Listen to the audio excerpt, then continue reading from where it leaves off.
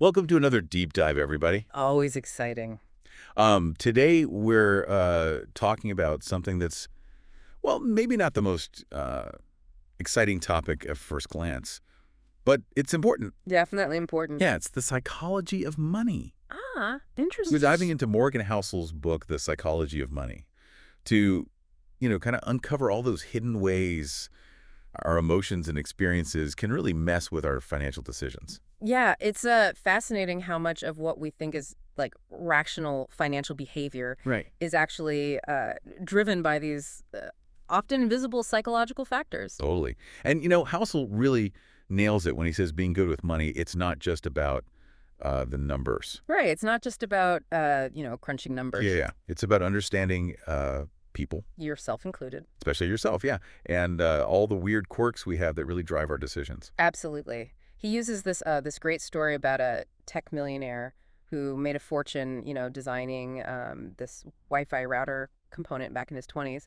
Oh, wow. Yeah. So, genius, started and sold multiple companies, classic picture of financial success. Yeah, it sounds like he had it all figured out. Except he also had these peculiar habits, like carrying around like a huge stack of $100 bills. Really? Oh yeah, bragging about his wealth constantly, um, even handing a colleague thousands in cash, just on a whim. It seemed like it's Nice. like his financial intelligence and emotional intelligence You're quite. were quite aligned. Yeah. I love that. That's such a perfect example of how even, brilliant people can trip up when it comes to money if they haven't, mastered that psychological side of things. Right. Like the soft skills, as Housel calls them, are just as important. Soft skills, that's a good way to put it. Yeah. Things like patience, humility, thinking long term. All of these are crucial for riding out those ups and downs. Yeah. Yeah. And avoiding those impulsive decisions that can really derail you. It's funny you mentioned soft skills because, it makes me think of all those times I thought I was some kind of stock picking genius, Yeah. but I was probably just conveniently ignoring all those lucky breaks. It's easy to fall into that trap. Halsell dives into this idea that our personal history with money, especially those early experiences, really shape our financial decisions later in life. So we're all coming to the table with this, like, invisible baggage that we might not even be aware of. Precisely. He uses the example of John F. Kennedy. Kennedy's family actually, their wealth increased during the Great Depression. Oh, wow. Yeah, so he learned about the Depression through, books at Harvard, not firsthand. Oh, interesting. This lack of personal context, became a campaign issue later on, highlighting how someone's understanding of risk and reward is really, deeply tied to their own personal history.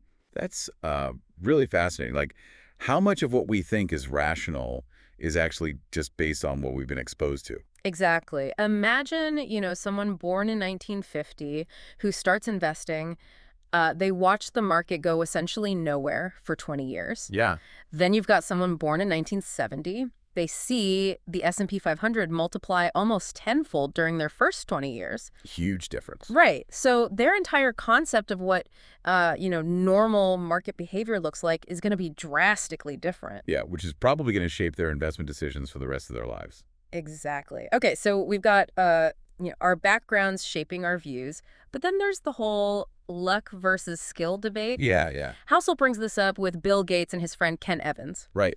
Both, incredibly brilliant, driven, but Gates becomes a tech icon. Evans dies tragically in a mountain climbing accident. Oh, wow. It highlights how luck, chance, whatever you want to call it, can play a huge role. It's a sobering thought. Yeah. Like, sometimes things are just out of our control. Absolutely.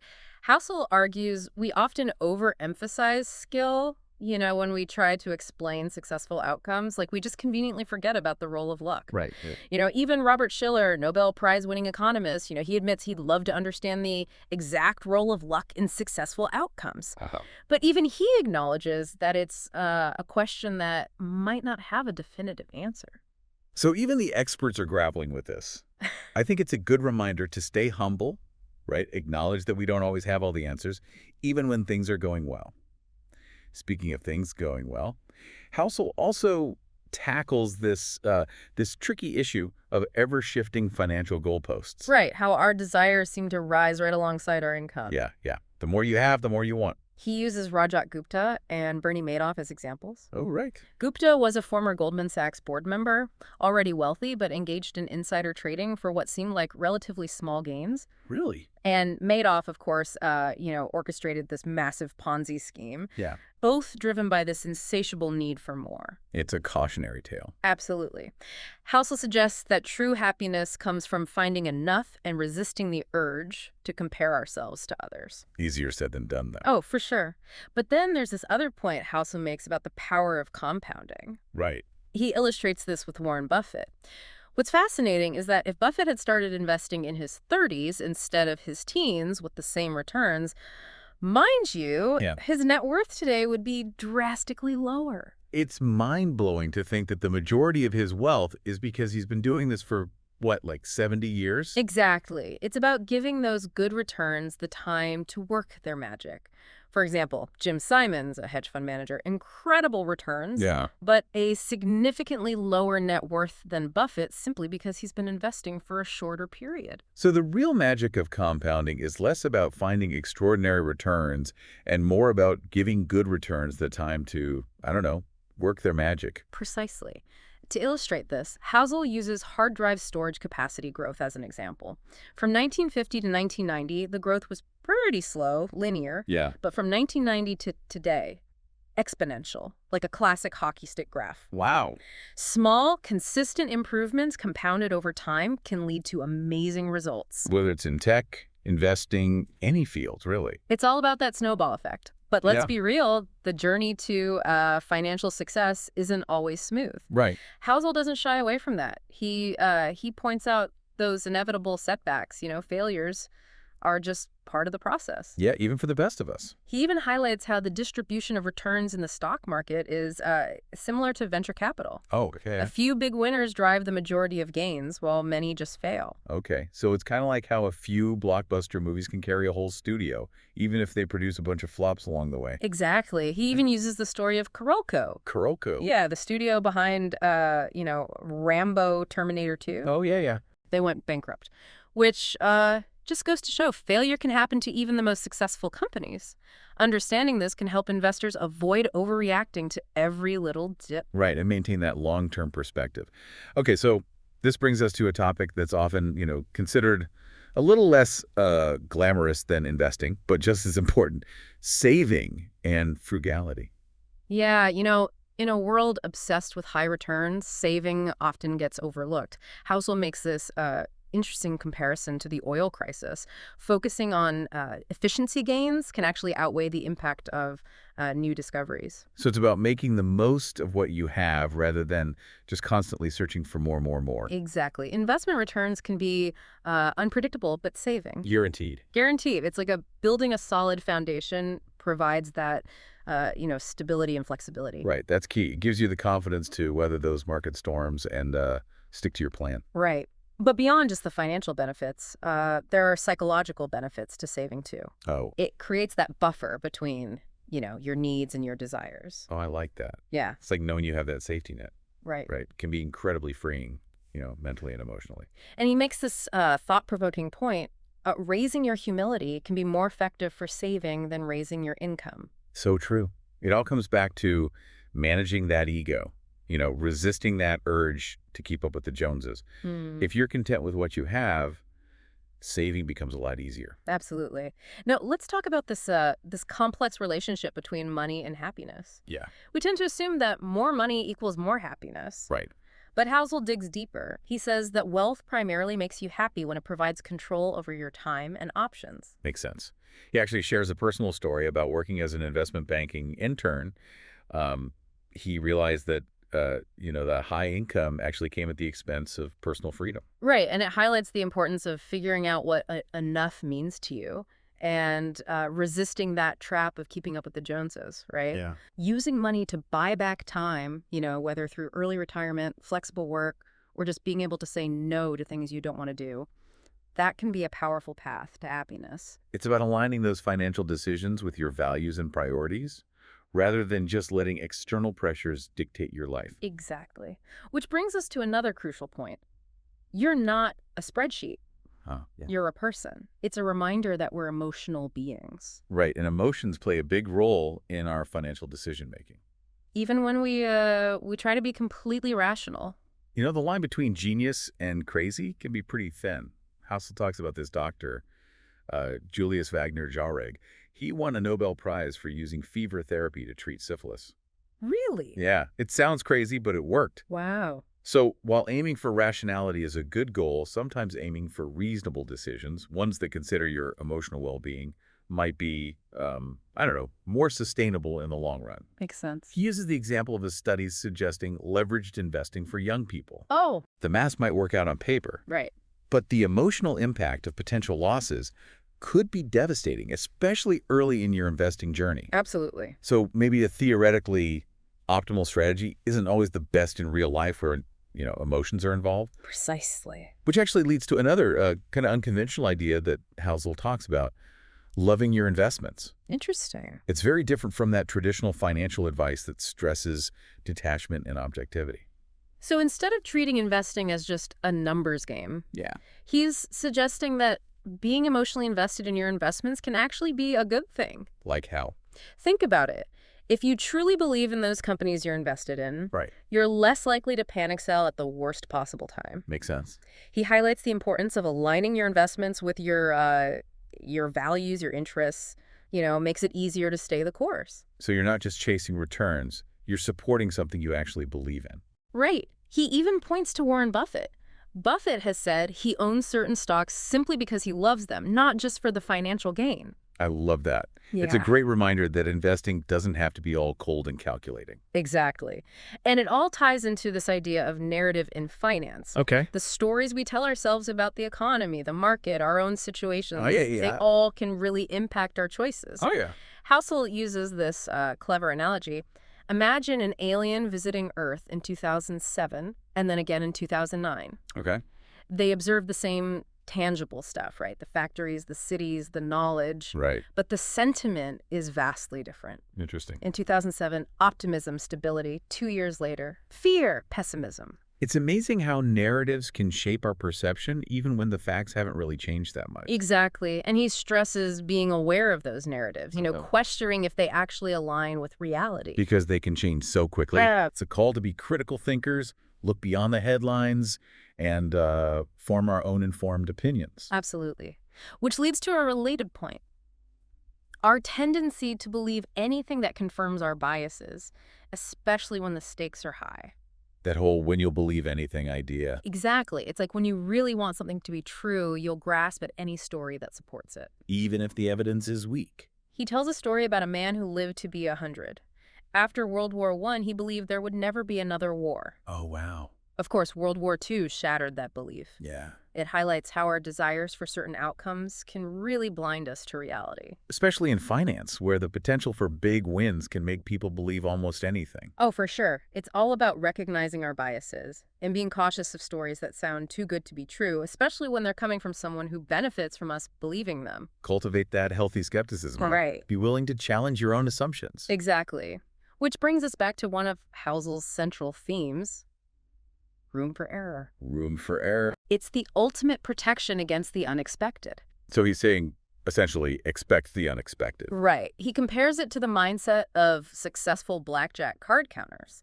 They have a system, but they know they can't predict every hand. Right. They're prepared for losses. They Yeah. don't bet everything on a single hand. Makes sense. And Housel says this same principle applies to all financial decisions. Okay, so like having a financial safety net. Exactly. Whether it's investing, saving, managing expenses, it's about having that cushion to protect yourself from the inevitable surprises. It's about being prepared for the worst, even when things are going great. He gives examples of how this applies to things like cash reserves, your risk tolerance, planning for those unexpected expenses. He even shares this quote from Bill Gates about always having enough cash to cover a year's worth of payroll, Wow. even back in the early days of Microsoft. That's pretty impressive. So it's about having that that extra layer of like financial insulation. Right, to protect you from those unexpected storms. It can be incredibly liberating, don't you think? Absolutely. Like, that sense of security frees you from the fear of failure, all that anxiety about the unknown. It allows you to make decisions from a place of strength. not out of desperation or scarcity. Speaking of confidence, Housel also talks about the end of history illusion. Ah, It's that idea that we often think we're like fully formed and who we are today is who we'll be forever. which is, of course, not true at all. Right. We're constantly evolving and changing. And our financial plans need to evolve too, right? Exactly. He uses the example of career choices. You might start out with one dream only to realize later that it's not the right fit. Right. Then you have to make those adjustments, which can be tough, both financially and emotionally. He emphasizes being flexible, adaptable, open to change. Because our financial plans shouldn't be set in stone. Right. You have to be willing to adjust course. Yeah, life throws you curveballs. He also warns about the dangers of sunk costs, clinging to past decisions that aren't serving us anymore just because we've already invested so much. It's so hard to let go, though. It is, but sometimes it's the best financial decision you can make. Don't throw good money after bad, as they say. Exactly. Now, let's get into this fascinating world of behavioral economics. Yeah. How our emotions, biases, all those mental shortcuts can really impact our financial choices. This is stuff I find super interesting. Housel talks about things like anchoring bias, loss aversion, the framing effect. Right, and these can really trip us up. For instance, anchoring bias. It's that tendency to fixate on the first piece of information you get, even if it's totally off base. Like if you see a stock price at $100, you might anchor to that price, even if it's really only worth $50. Exactly. Then there's loss aversion, where the pain of a loss feels way stronger than the pleasure of an equal gain. Right, so we might hold on to a losing investment even when it makes sense to cut our losses. Just to avoid the pain of admitting we were wrong. Oh yeah, that's definitely me sometimes. And then don't forget the framing effect. It shows how the way information is presented can totally change our choices, even if the underlying facts are the same. So you're more likely to invest if you're told an investment has a 90% chance of success than if you're told it has a 10% chance of failure. Right, even though it's the same thing statistically. Wow, that's wild. Housel's point is that understanding these biases can lead to, better, more rational financial decisions. It's about recognizing those mental shortcuts. And those emotions, yeah. Yeah, and being mindful of how they can steer us wrong. Yeah, and being mindful of how they can steer us wrong. It's about seeking out that objective information, getting those diverse perspectives. Right. It's a good reminder that we're human, not robots. Exactly. Speaking of things that make us human, let's address the elephant in the room. Comparing ourselves to others. Oh, the good old keeping up with the Joneses syndrome. It's a trap that's so easy to fall into, especially with social media these days. Right. You're constantly bombarded with images of wealth and success. And it leads to that never-ending cycle of wanting more, spending more, always feeling like you're not quite enough. Yeah, because there's always going to be someone richer, more successful, with a fancier car or a bigger house. It's a surefire way to be unhappy. Totally. Housel really emphasizes that social comparison is a major roadblock to happiness and contentment. He says we need to focus on our own goals, our own values, our own definition of success. Not someone else's. Exactly. It's about finding that satisfaction in what you already have. Right, and appreciating that financial security. One idea that I found really powerful was using money to buy back your time. That's a good one. It's about recognizing that time is our most valuable asset. Right, it's limited. And using money to create more of it can be a really smart investment. I love that. I've definitely been in that situation where I've had to choose between a high income and having the time and freedom to actually enjoy life. It's a trade-off a lot of people face. Housel shares this story about working as an investment banking intern and, realizing that high salary meant sacrificing a lot of personal time and flexibility. Right. So it's all about finding that balance. Exactly. He encourages readers to think about what enough means to them and to resist that urge to just keep wanting more and more. Because sometimes more isn't better. Right. There's so much more to life than just piling up money. It's about using money to build a life that's full of experiences, relationships, personal fulfillment. Absolutely. Now, something that Housel challenges throughout the book is this idea that investing should be purely rational and numbers-driven. He argues that our emotions play a huge role in our financial decision-making. Okay. And that ignoring those emotions can actually lead to bad outcomes. And he uses this study about leveraged investing for young people. Wait, could you back up for a sec? What is leverage? Oh, sure. Leverage is basically using borrowed money to amp up your potential returns. So instead of just investing your own money, you're also using borrowed money, which can make your gains bigger, Right. but also your losses. Got it. So this study said that young people should use leverage because they have more time to recover from losses. Right, that's the theory. But Housel argues that the emotional impact of those potential losses could be too much to bear, especially when you're just starting out. Yeah, that makes sense. It's about finding that balance between logic and emotion, Yeah. acknowledging that those feelings are important too. Exactly. And he even says that we should love our investments, which is a pretty radical idea in the traditional financial world It is unconventional. because the usual advice is to be detached. Right, all about objectivity. But Housel suggests that being emotionally invested can be a strength, Okay. especially when the market takes a dip. So, like, if you believe in the companies you're investing in, you're less likely to panic and sell at the wrong time. Exactly. He stresses the importance of aligning your investments with your values, with what you're passionate about. It makes it easier to stay committed during those volatile periods because you're not just chasing a number, you're supporting something that matters to you. Exactly. He brings up Warren Buffett again, who said that he owns certain stocks simply because he likes the companies, not just for the potential profits. That's cool. It brings a human element to investing. I like that. It's not just about spreadsheets and algorithms, you know. It's about connecting with something you believe in. And speaking of Warren Buffett, it leads us back to one of the most important ideas in the book, patience. Right. Buffett is the king of long-term investing. He is. Yeah. And his success comes largely from his willingness to stay invested for decades, letting that compounding magic do its thing. Yeah, that's where the real gains come from. Right. So Housel emphasizes finding a strategy that you're comfortable with, both emotionally and financially, and then sticking with it. Yeah. Even when things get rough. Tuning out the noise and playing the long game. Exactly. Now, one thing that really resonated with me was his focus on understanding your own personal history with money. Ah, yes.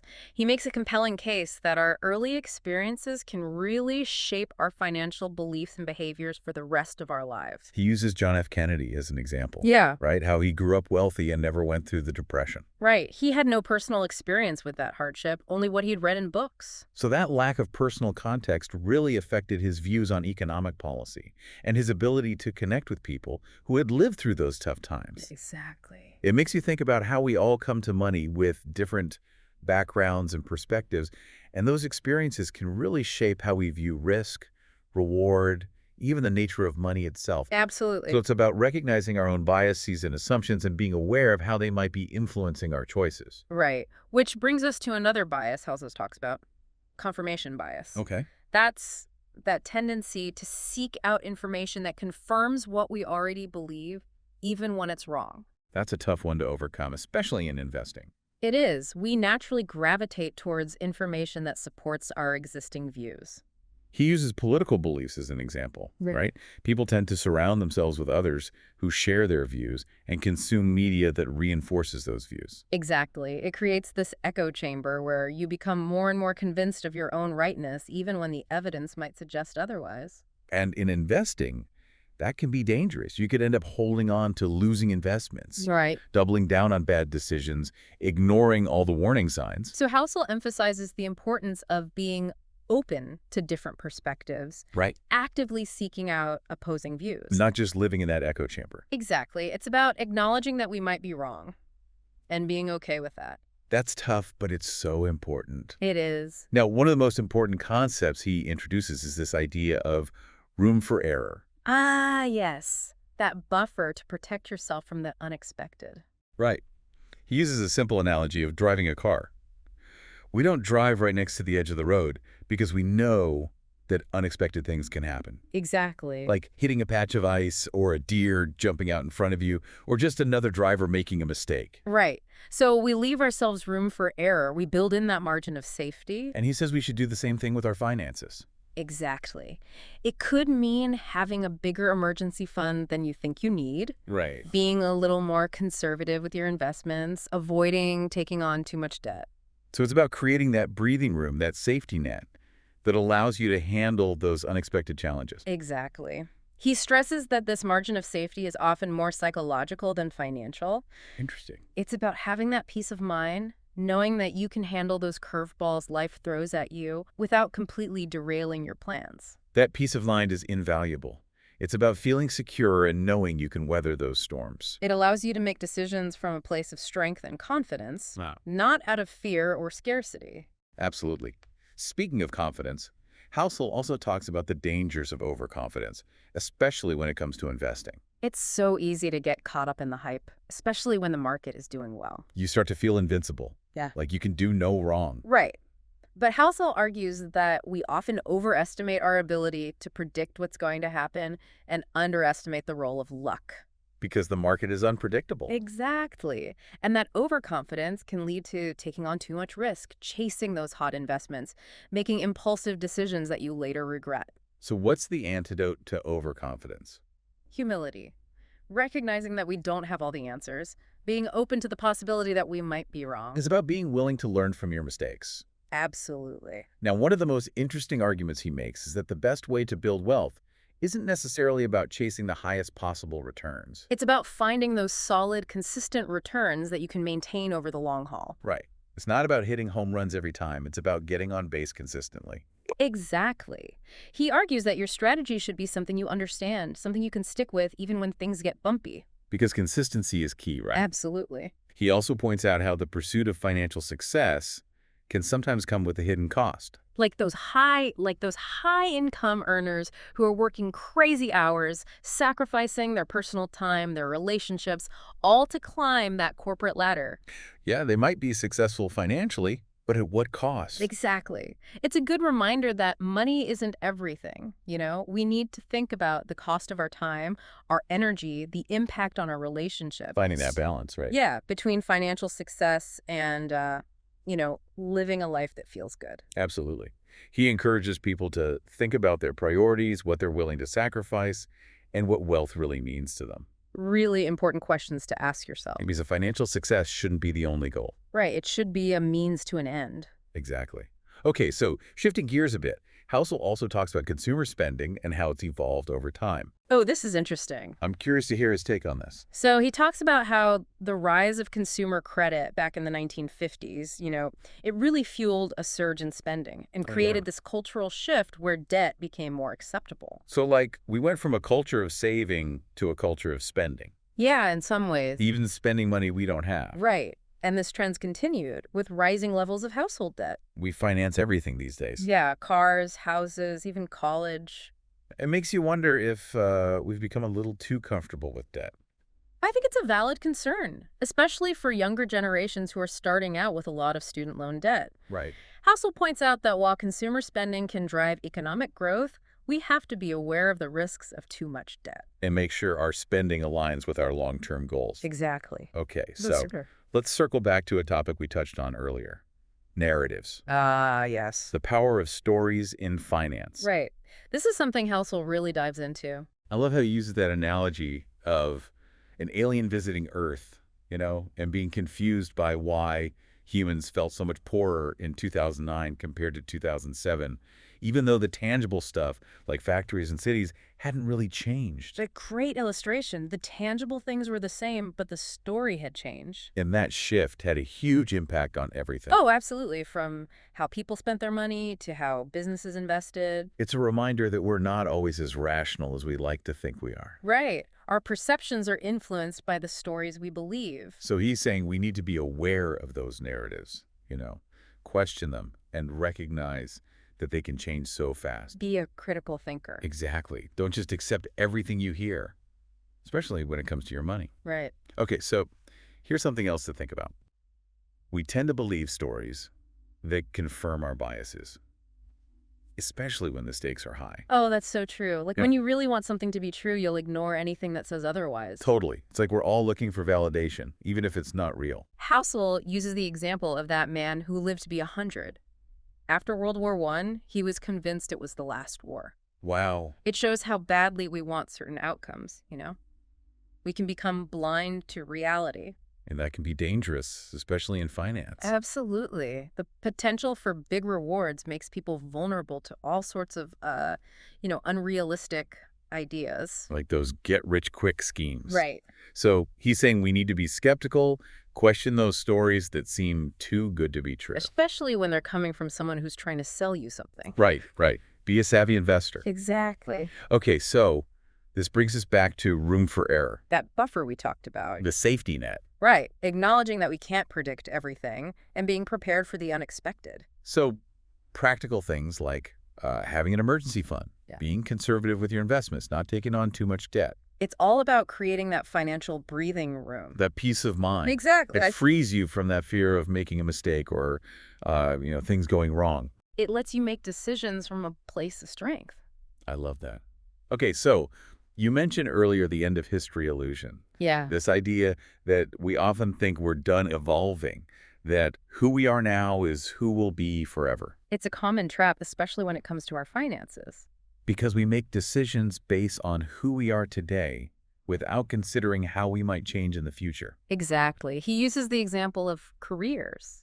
Someone might start out with a certain dream, Right. but later realize it's not the right fit. And then they have to make adjustments, which can be tough. Financially and emotionally. Absolutely. And it can be the same with financial decisions. So like buying a house that's perfect for your current needs, but then your family grows and it's not enough space anymore. Right. Or investing in something that made sense at the time, but then your priorities shift. Exactly. Housel emphasizes being adaptable. Our plans aren't set in stone. We have to adjust. Right. He also talks about sunk costs, holding on to things simply because we've invested so much already. Yeah. Don't throw good money after bad. It's hard, but sometimes it's the best thing to do. Move on and focus on what's working. Right. Okay. Let's get into behavioral economics now. I love this stuff. It explains why we do things that don't always make sense. Right. Our emotions, biases, those mental shortcuts we all use. Housel talks about things like anchoring bias, loss aversion, framing effects. And these can really mess with our money decisions. Oh, yeah. Like anchoring bias, that tendency to fixate on the first piece of information you see. Like if a stock's priced at $100, you assume that's what it's worth, even if it's not. Exactly. Loss aversion, that feeling that losing $100 hurts more than gaining $100 feels good. Yeah, that's a powerful one. And the framing effect, how the way information's presented can change our minds. So you might be more willing to take a risk if it's framed as a 90% chance of success versus a 10% chance of failure. Even though it's the same thing. Right. Housel believes that understanding these biases can help us make better decisions. It's about being aware of those mental traps. Okay, let's talk about that big challenge. Comparing ourselves to others. Oh, the keeping up with the Joneses game. It's so hard to avoid in today's world. Social media makes it even worse. We're bombarded with images of everyone's perfect lives. Which, of course, aren't always real. Right.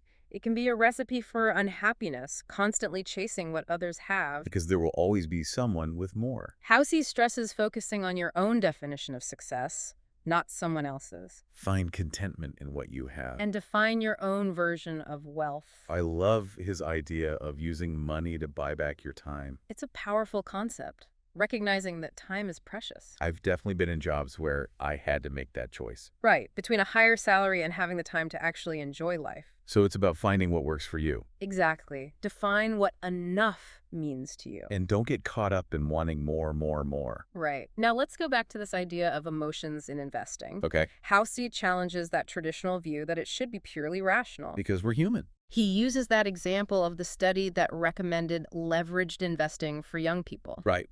The math might look good. But the emotional toll could be too much. Especially early on. So it's about finding that balance. Not just following a formula. Right. He even suggests that we should love our investments. It sounds a little crazy, right? And it's definitely not typical advice. Because we're always told to be detached. Right, be objective. But Housel thinks that emotional connection can be a good thing. So if you believe in the companies you invest in, You're more likely to weather those downturns. it's about conviction. Exactly. He talks about aligning your investments with your values. So it's not just about chasing returns. It's about supporting something you believe in. He mentions Warren Buffett, who's said he owns some stocks simply because he likes the companies. It's a different way of looking at things. It's about bringing a human element to investing. Okay, so let's talk about Warren Buffett again. It brings us back to the power of patience. He's the ultimate example. His success is largely because he's willing to stay invested for decades. Letting that compounding magic work its magic. Exactly. Housel emphasizes finding a strategy you're comfortable with and sticking with it. Even when things get tough. Right. Understanding your own risk tolerance, your goals. Now, one thing that really stuck with me was his focus on understanding your personal history with money. Our early experiences can have a huge impact on how we view money. He talks about John F. Kennedy. Yeah. How Kennedy grew up wealthy and never experienced the hardships of the Depression. And that shaped his views. Exactly. It's a reminder that we all have different backgrounds, and those shape our financial beliefs. Absolutely. So it's about recognizing our own biases. And being aware of how they might be influencing us. Which leads us to another bias.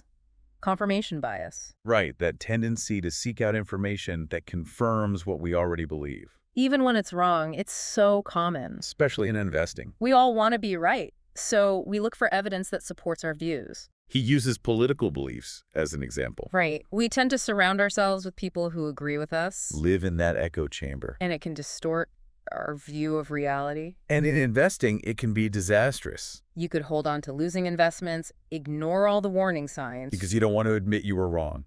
Right. So Housel says, be open to different perspectives, challenge your own assumptions. That's tough, but important. It is. Okay, now let's talk about room for error again. That buffer to protect yourself from the unexpected. Right, because we can't predict everything. He uses the analogy of driving. We leave space between us and the car in front of us. Because you never know what might happen. Exactly. And he says we need to do the same with our finances. Having that cushion. The emergency fund, being conservative. It's about creating that peace of mind. That feeling of security. It frees you from making decisions out of fear. It's so powerful. Mm-hmm. Speaking of confidence, he also talks about overconfidence. Especially in investing. When things are going well, we tend to get a little, cocky. We think we're smarter than we are. And we overestimate our ability to predict what's going to happen. We forget about luck. Exactly. And that can lead us to take on too much risk. So what's the solution? Humility. Recognizing that we don't know everything. Being okay with being wrong. Being open to learning. Exactly. Now, one of the most important arguments he makes is that building wealth isn't about chasing the highest returns. It's about finding those solid, consistent returns that you can maintain over time. Finding a strategy you can stick with. Right. Understanding it, being comfortable with it. Discipline and consistency. Absolutely. He also points out how chasing financial success can sometimes come with a hidden cost. Like those people who are working crazy hours. Right. Sacrificing their personal lives. Exactly. It's a reminder that there's more to life than just money. We need to consider our time, our relationships, our well-being. Finding that balance. He asks some tough questions. What are your priorities? What are you willing to sacrifice? What does wealth really mean to you? Important questions to consider. Because money should be a tool. Not the goal itself. Now, he also talks about consumer spending and how it's changed over time. Well, this is interesting. I'm curious to hear his perspective on this. So he talks about how the rise of consumer credit back in the 1950s really changed things. It fueled this huge surge in spending and created this new cultural norm where debt became more acceptable. So, like, we shifted from saving to spending. Yeah, in a lot of ways. Spending money we don't even have. Right, and this trend has continued, leading to rising household debt levels. We finance everything these days. Cars, houses, college. Exactly. It makes you wonder if we've become a little too comfortable with being in debt. It's a valid concern, especially for younger people starting out with student loan debt. Right.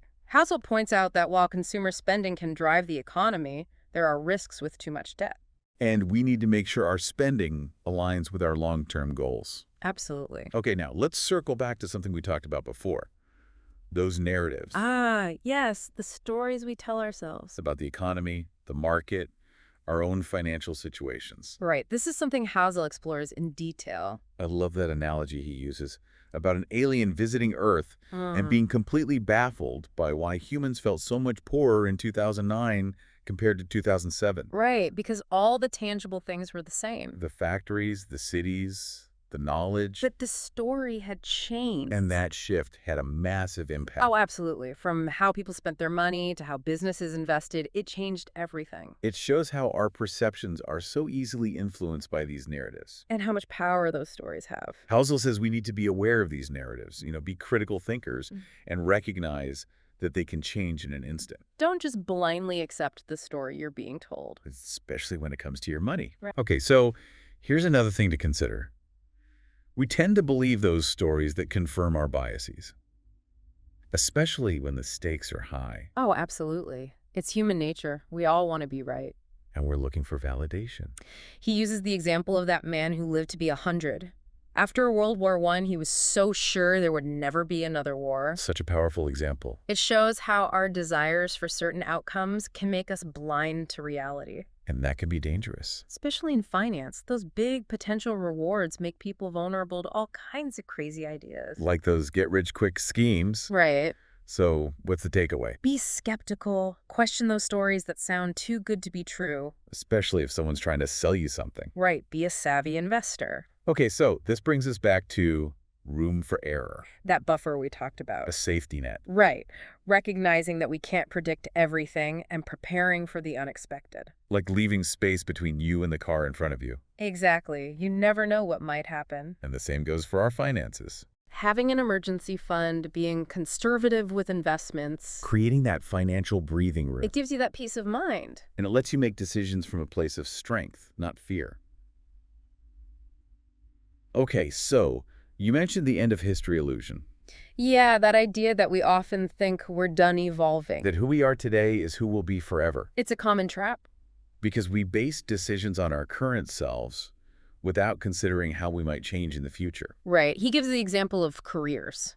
Someone might start out with a certain dream, but then later realize it's not the right fit, and then they have to adjust, which can be difficult. Financially and emotionally. Absolutely. And the same thing can happen with financial decisions. So like buying a house that's perfect for you now. Right. But then your family grows, your needs change, and it's not right anymore. Exactly. He emphasizes the importance of being adaptable. Because life is unpredictable. Right.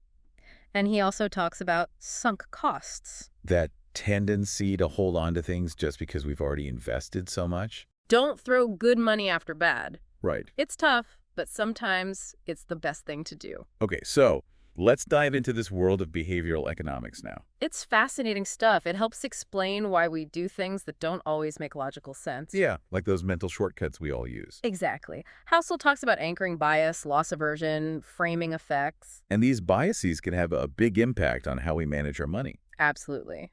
For instance, anchoring bias.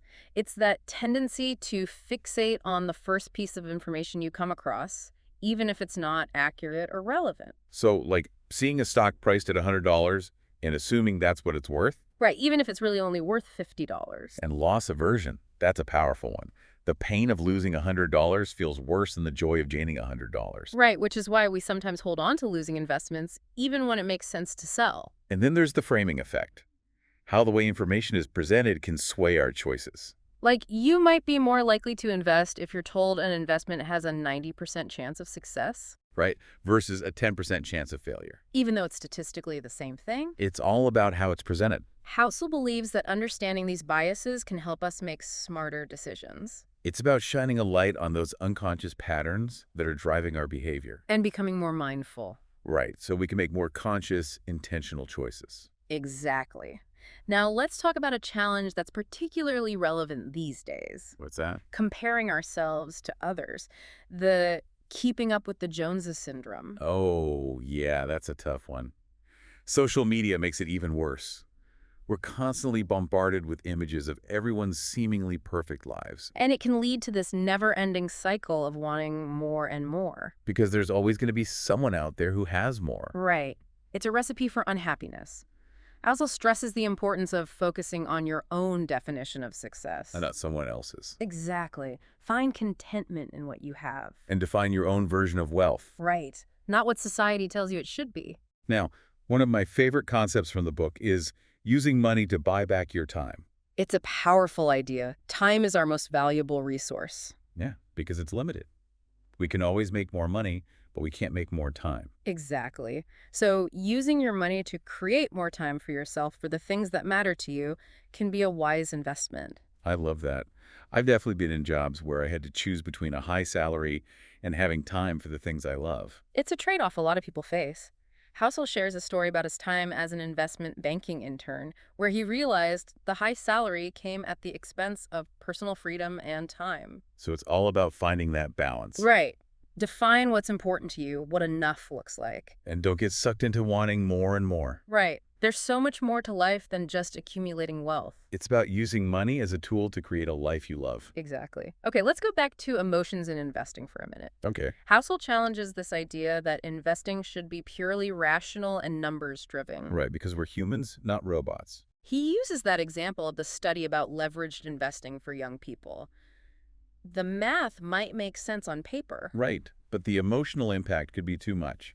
Especially when you're early in your investing journey. It's a good reminder that we can't just ignore our emotions. Right. He encourages people to make decisions that feel good emotionally, not just financially. So finding that balance between logic and intuition. Exactly. He even goes so far as to suggest we should love our investments. That sounds a little radical, doesn't it? It definitely goes against conventional wisdom. Because we're told to be detached, objective. Right. But Housel suggests that emotional connection can be a strength. Okay, so if you really believe in the companies you're investing in, You're less likely to panic sell when the market drops. it's about conviction. He stresses the importance of aligning your investments with your values, what you're passionate about. So it's not just chasing returns. It's about supporting something you believe in. He even uses Warren Buffett as an example. Buffett has admitted to owning certain stocks simply because he genuinely likes the companies, not just because he thinks they'll outperform the market. That's a cool way to think about it. It's about bringing a human element to investing. Not just treating it like a game of numbers. Exactly. Okay, so speaking of Warren Buffett, it brings us back to the power of patience. He's the ultimate example. His success is largely due to his willingness to stay invested for decades. Letting that compounding magic work. Right. So Housel emphasizes finding a strategy that you're comfortable with and sticking with it. Even when things get tough. Exactly. It's about discipline, consistency. Okay, so let's talk about one of the things that really resonated with me. Understanding your personal history with money. Ah, yes. He makes a really compelling case that our early experiences can shape our financial beliefs for our entire lives. He talks about John F. Kennedy, right? Yeah, how he grew up in a wealthy family and never went through the Depression. And that lack of experience shaped his views on economic policy. It made it hard for him to connect with people who had struggled. It's a reminder that we all come to money with different backgrounds and perspectives. Right. And those experiences can have a big impact on how we see things. Our relationship with risk, our comfort with debt, our ideas about what's enough. It's all shaped by those early experiences. So it's important to be aware of our own biases. And understand where they're coming from. Exactly. Okay, now you mentioned confirmation bias earlier. Can you explain that a little more? Sure. Confirmation bias is that tendency we all have to look for information that supports what we already believe. Even when it's wrong. Right. We naturally gravitate toward things that confirm our existing views. It's like we're seeking validation. He uses political beliefs as an example. Right. We tend to hang out with people who agree with us, consume media that reinforces our views. It's like we create these echo chambers where we're never challenged. Exactly. And that can be really dangerous, especially in investing. Because it can lead to bad decisions. You might hold on to losing investments, ignore warning signs. Because you don't want to admit you were wrong. Right. So Housel says it's important to be open to different perspectives, challenge your own assumptions. Don't just exist in an echo chamber. Step outside of your comfort zone and consider different points of view. Exactly. It's all about being willing to learn and grow. Now, let's talk about room for error one more time. That buffer to protect yourself from the unexpected. He uses the analogy of driving, right? Right. How we leave space between our car and the one in front of us. Just in case something happens. Exactly. So he's saying we need to do the same thing with our finances. Having that cushion. That emergency fund. Being conservative with our investments. It's all about creating that peace of mind. That sense of security. It allows you to make decisions from a place of strength. Okay, so before we wrap up, I want to talk about one more thing that really stood out to me. The end of history illusion. Ah, yes. It's that idea that we often think we're done evolving. That who we are today is who we'll be forever. But the truth is, we're constantly changing. And so are our financial needs and goals. Exactly. He uses the example of careers. Someone might start out with a certain dream, Right. but later realize it's not the right fit, and then they have to make adjustments.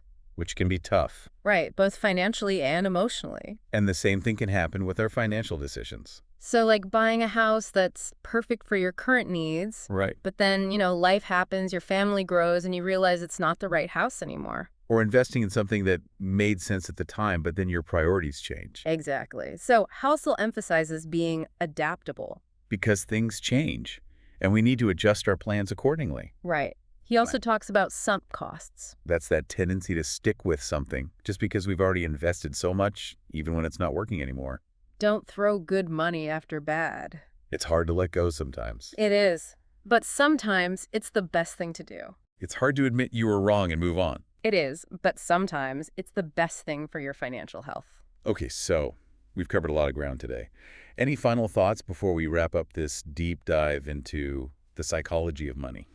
One thing that really stuck with me was Housel's emphasis on finding that balance between being rational and being reasonable. Yeah, that's an interesting distinction. He argues that while striving for pure rationality might sound good in theory, Right. it's not always realistic in practice. We're humans, not robots, right?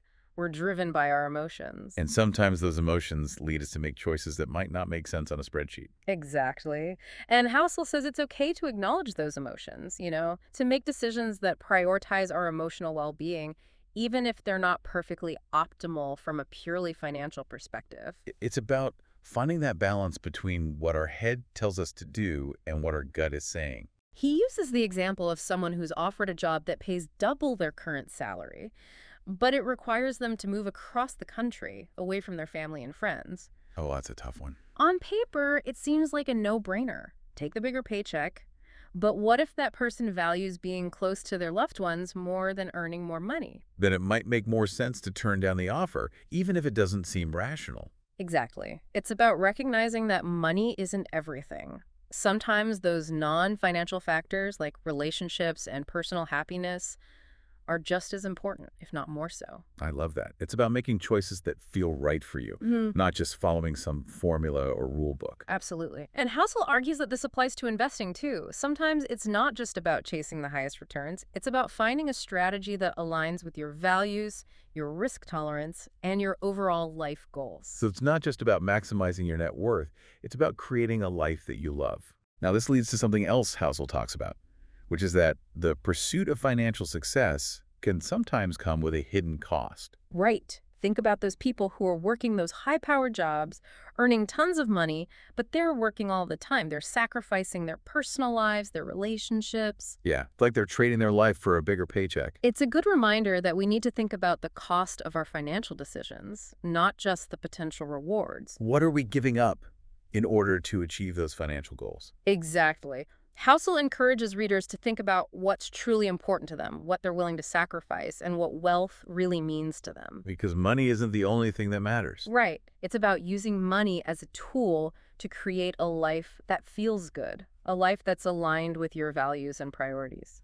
I think that's a great message to end on. Me too. Well, folks, that's our deep dive into Morgan Housel's The Psychology of Money. Such a great book. It's packed with thought-provoking ideas that really challenge us to think differently about our relationship with money. And about ourselves. Exactly. It's not just about numbers and strategies. It's about understanding our own psychology, our emotions, our biases, and how they impact our financial decisions. It's about making choices that align with our values and goals. And finding joy in the journey. I highly recommend checking out The Psychology of Money if you haven't already. Me too. It's a book that will stay with you. Thanks for joining us on this deep dive into behavioral economics and the psychology of money. Until next time.